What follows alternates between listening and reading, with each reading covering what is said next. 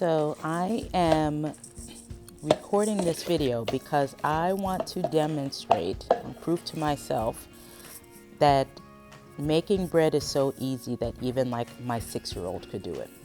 And in part, it's not about a 6-year-old doing it. There's like multiple reasons behind why I wanted to try to make bread without measuring cups. Because one, I feel like many people feel intimidated by this idea of making their own bread. It feels very overwhelming. It feels very intimidating. It feels like there's a lot of steps. It feels like you need a lot of like tools and techniques and tips and things like measuring cups and like a scale and all of these things. And I feel like, sure, okay, like these things are helpful, but if you could do it with just things that you have around the house, could you then not make the effort? And in part, I was drawn to trying to make this video because one, I want to empower my children to do something that feels scary, and then to see the joy or to feel that the level of self-esteem or confidence that is raised when they see that they can take something and, like just ingredients, simple ingredients, and turn it into bread, right? Like there's nothing better, I think, and as an adult, there's nothing better than seeing your ability to take, these simple ingredients and think like, how is this going to turn into bread? And then to see it come to life, just the level of self-esteem that is developed by being able to do these things. So that's one. Two, I want to establish these traditions with my kids where one, they're going to learn a life skill, and it's going to be something that they're going to have forever. It's going to be something that we're going to be able to do over and over and over again, which in my practice is something that I try to teach my clients. It's just the establishment of rituals and traditions that will allow you to connect with your kids and reduce overwhelm and burnout and help you regulate your nervous system. So not only are you passing on a life skill to your children, you're also passing on like a coping mechanism. This is going to be one of those things where when you think about how do I not pass down anxiety or overwhelm, doing something like baking is going to be a life skill that if they can have from the time that they're young, that is a coping skill that will serve them for life. In which case, I will not be passing down my anxiety. I will not be passing down, when you get stressed, have a glass of wine, or have some cookies, just to self-soothe. Yeah, sure, those things are there, but if I can supplement what they can access as a self-soothing or a coping mechanism, and they can learn this from the time they're young, this is great.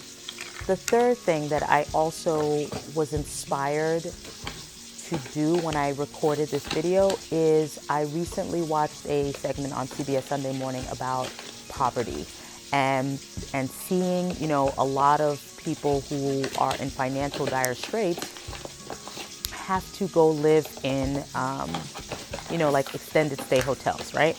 And as we also are in this world where the government was shut down for, I think, 40 days, and people's SNAP benefits were cut off, and just the fear around not having enough food, it just hit me in a certain way, because I just thought, man, like, you don't have the funds to buy groceries or to eat, right? But if you could figure out how to make something as basic as bread, could that sustain you? I mean, bread is not the only thing, but could it sustain you in these difficult times?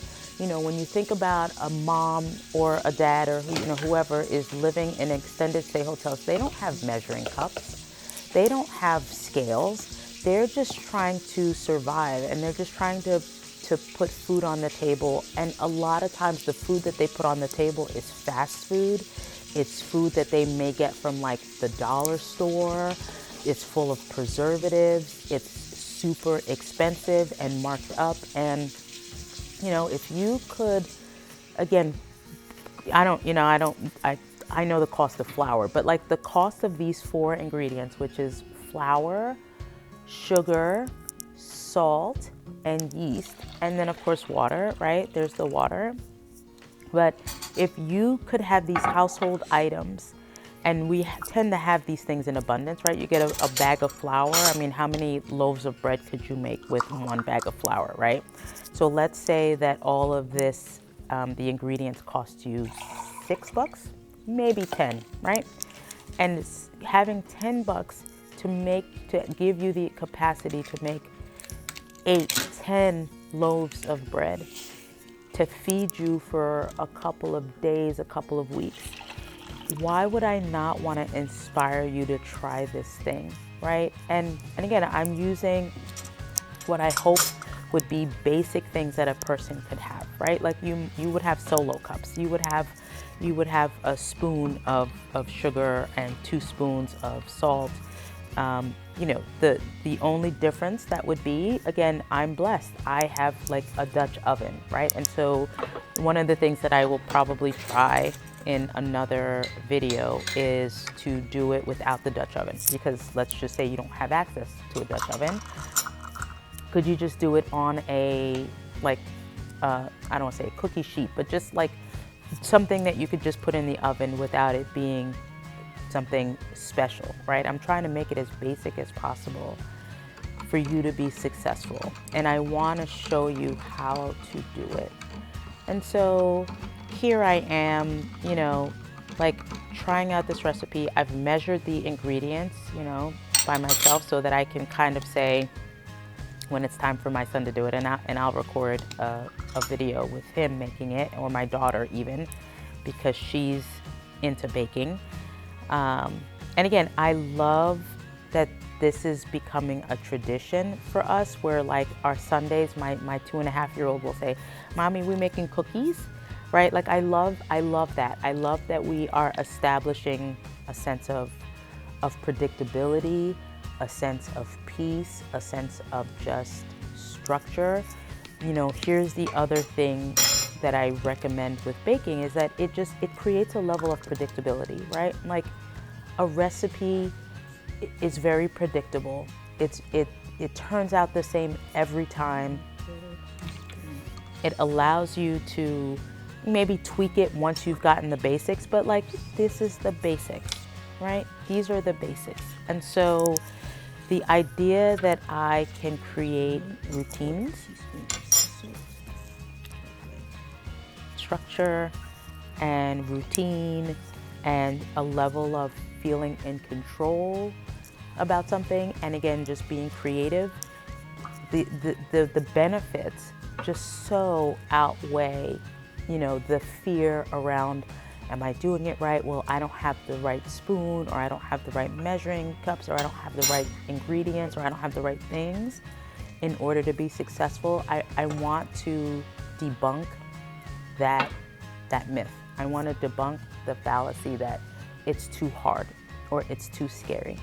And again, like I said, I want to do this quote unquote the right way with the right measurements, that then I will say to my son, you know, when we do it, like, okay, you know, you're gonna measure out the flour, you're gonna measure it to the line, right?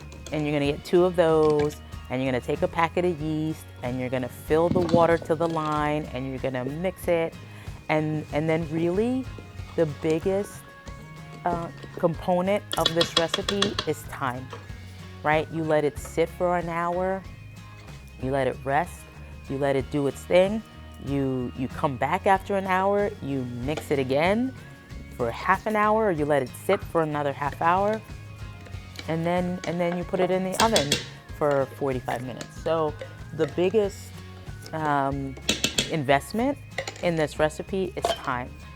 And so I don't want you to be afraid to try this, right? I don't want you to miss out on doing something that has the capacity to give you a level of accomplishment and a level of self-esteem because it seems so scary, right? And I will tell you, my Mount Everest is making a sourdough bread. My Mount Everest is like making sandwich bread, right? Because that to me feels very overwhelming and intimidating. But I'm gonna try it. I'm gonna try it, and I'm gonna see that it's not as hard as I thought it was. I'm assuming, right? I'm gonna assume that it's not as challenging and as intimidating as I feel like it has been made to look sometimes online. So here I am just kind of showing you, like these are basic things, right? And you will see in the end that it came out amazing. It came out amazing. And I recorded this video without knowing how this was going to turn out, right? And all you can do is just continue to try and continue to get better. And also, again, I recognize that if you are someone with limited financial means, you don't have the ability to just say, let's wing it. And if it doesn't turn out well, like, oh, well, let's try next time. Like, not that it's life and death, but like that's money that you spent that now, like, if it doesn't turn out well, you may not eat tonight, right? And so I want to show you, I want to encourage you to try this thing and with some, let's just say, guarantee that it's going to turn out great. It's going to turn out fine. It's going to be great. And so Alexa, set a timer for 1 hour. So I want to show you what that looks like. And here it's been sitting for an hour. And it's less sticky. Still sticky. This is a sticky dough, right? I'm just gonna say this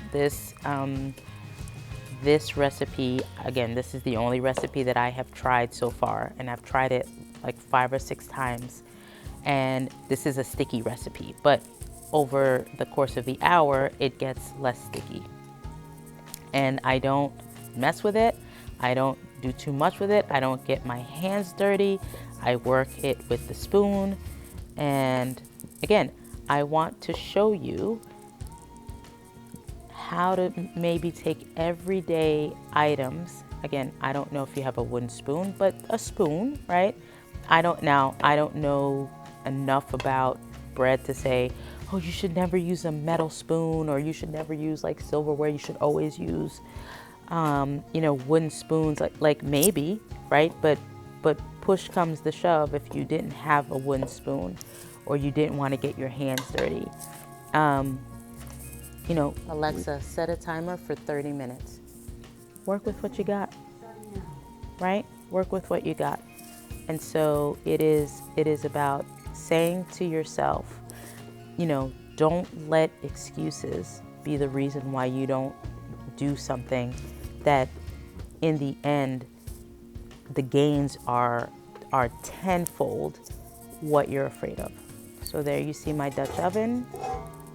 And again, this is a luxury that I have. This is something that I have the luxury of having. And I will try it without a Dutch oven just so you can see that you can be successful without a Dutch oven. Now, maybe it won't turn out great. I don't know, but I want to at least tell you that these initial steps should not stop you from again, making bread and regulating your nervous system. Okay? So now it's been sitting for 30 minutes, and I'm gonna prep it now for the oven. And I will just say, this is super hot. Please be careful. You see the steam? I don't even know if you can see the steam, but look at the steam that is coming off of this this cast iron. It's been in the oven for 20 minutes. And now I am going to, look at that, it's beautiful. Again, minimal intervention on my part, minimal.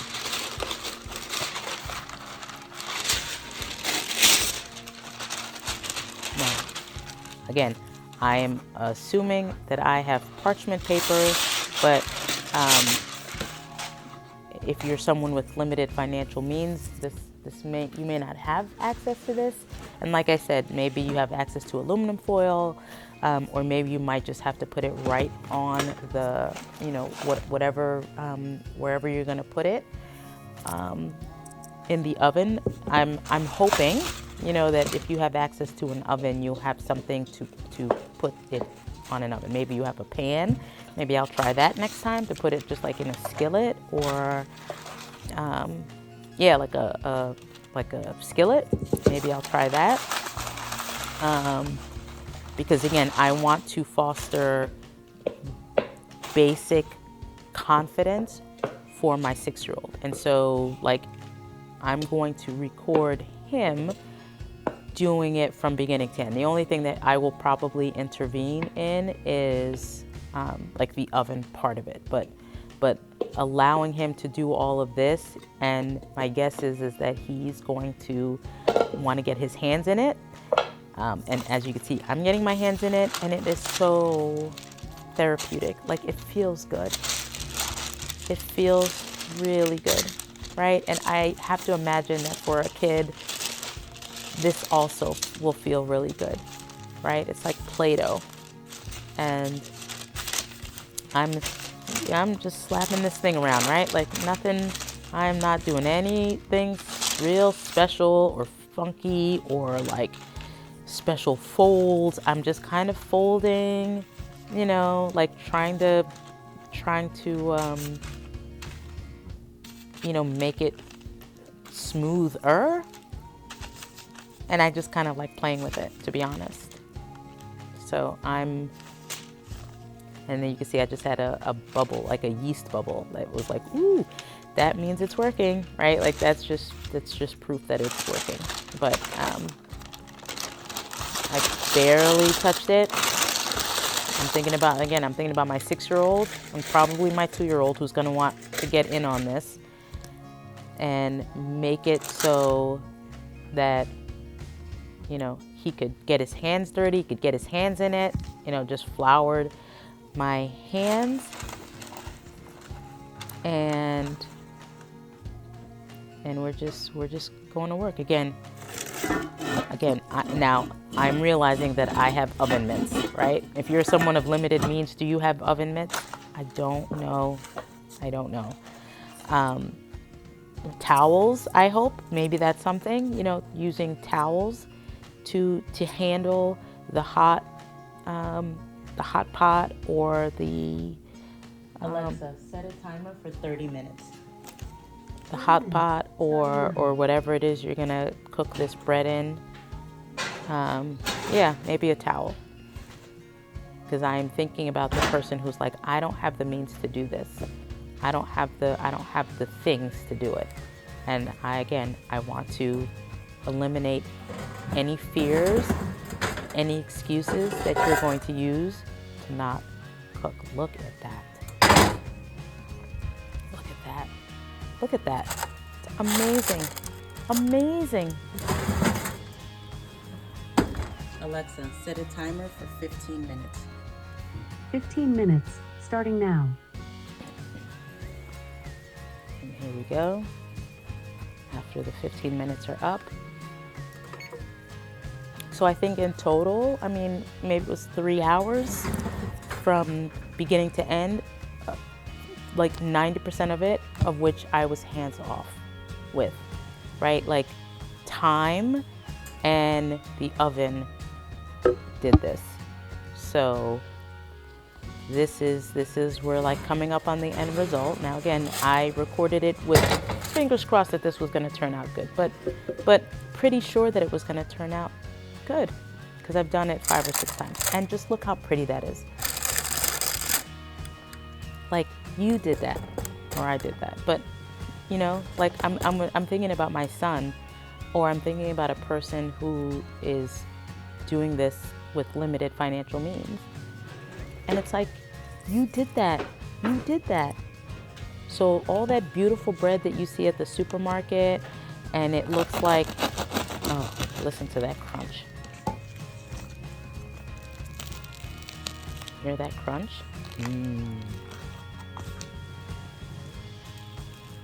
Right?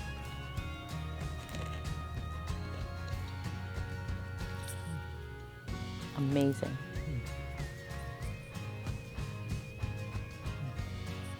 And I'm thinking about my son, right? Like, he's going to try this, and probably my daughter, my 2-year-old, my 2.5-year-old.